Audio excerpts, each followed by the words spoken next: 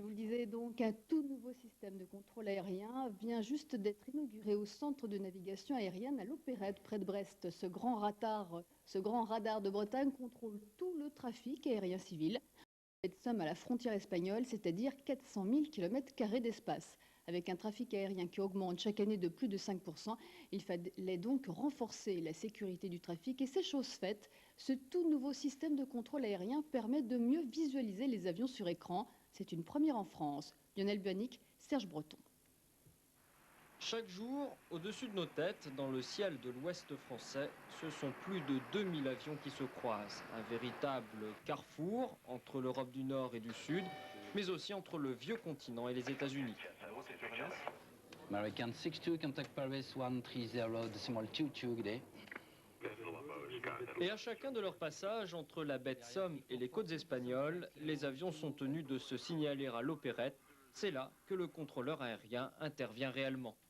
Les deux avions volent à 37 000 pieds et dans 6 minutes, ils seront au même endroit. Donc là, on va descendre cet avion à 35 000 pieds de manière à ce qu'il passe en dessous celui-là. Voilà. Et sur ces nouveaux écrans qui équipent désormais le radar de Bretagne, les informations sont aujourd'hui plus claires et plus lisibles. Plan de vol, direction de l'avion et vitesse en fonction du vent. Tout apparaît à l'écran pour faciliter un métier de pointe, mais pourtant bien instinctif. Surtout, ce qu'on fait, c'est la projection de trajectoire dans le futur.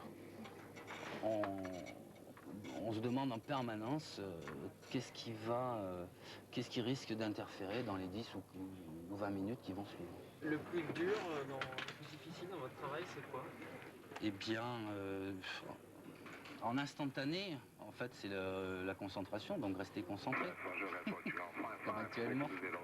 Non, je m'excuse 2 secondes. Ok. Alors, Portugal 5431, bonjour. Et pour faciliter ce travail, les ordinateurs ont eux aussi été renforcés.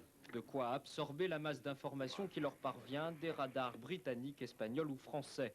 Un système qui a bénéficié de 10 ans de recherche et que l'Hexagone souhaite à présent exporter. Le gouvernement vient